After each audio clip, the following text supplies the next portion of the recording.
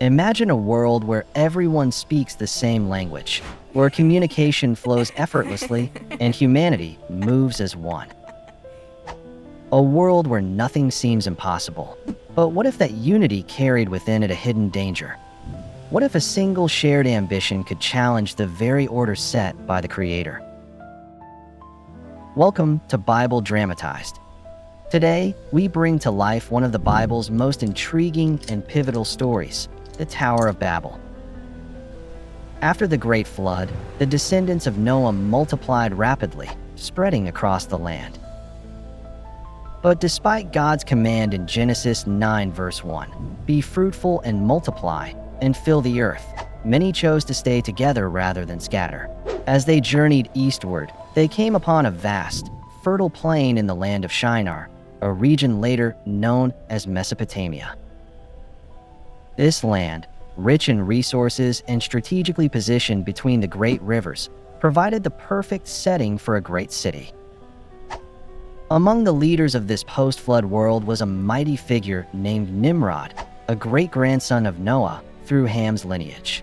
The Bible describes Nimrod in Genesis 10 verses 8 to 10 as a mighty hunter before the Lord and the founder of powerful cities, including Babel, Erech, Akkad, and Calneh.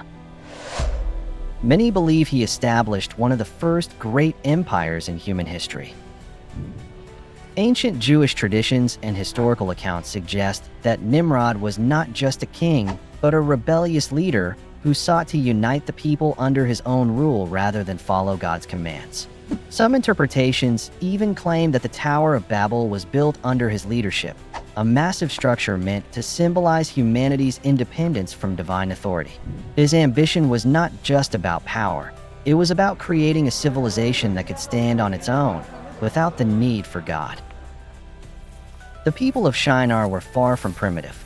They mastered brickmaking, using clay fired by heat and bound with bitumen, a naturally occurring tar, to create remarkably strong structures. As their city expanded, they devised an ambitious plan. "Come, let us build ourselves a city, and a tower whose top is in the heavens. Let us make a name for ourselves, lest we be scattered abroad over the face of the whole earth." Unlike later Mesopotamian ziggurats, which were dedicated to gods, this tower was a declaration of human greatness, a monument to defiance rather than worship.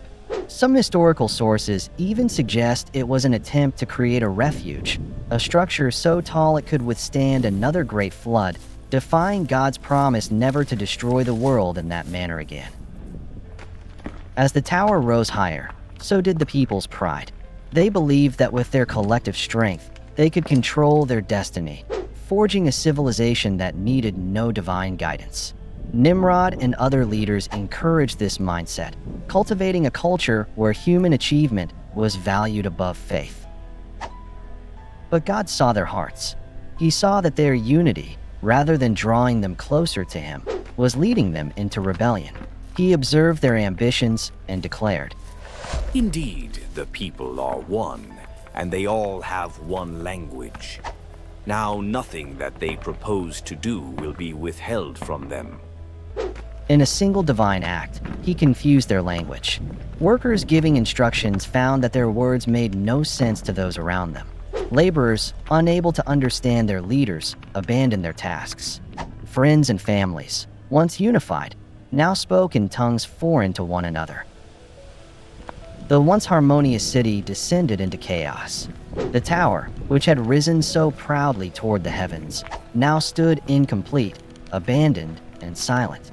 The people, unable to continue their work, drifted away, forming smaller groups based on the new languages they could understand.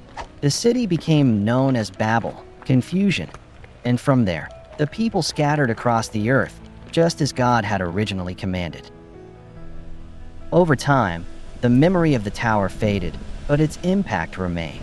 The scattering of humanity led to the development of diverse cultures, nations, and languages that continue to shape our world today.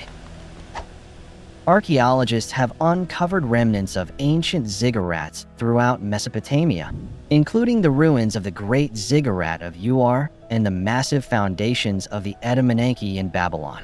Some believe these could be echoes of the infamous Tower of Babel. These enduring structures suggest that the idea of reaching the heavens was not just a myth, but a deep-seated desire in early human civilization. The story of Babel is more than just an origin of languages. It's a reminder of the dangers of pride, defiance, and misplaced ambition. It teaches that while unity is powerful, it must be rooted in humility and obedience to God. So, what can we learn from the Tower of Babel today?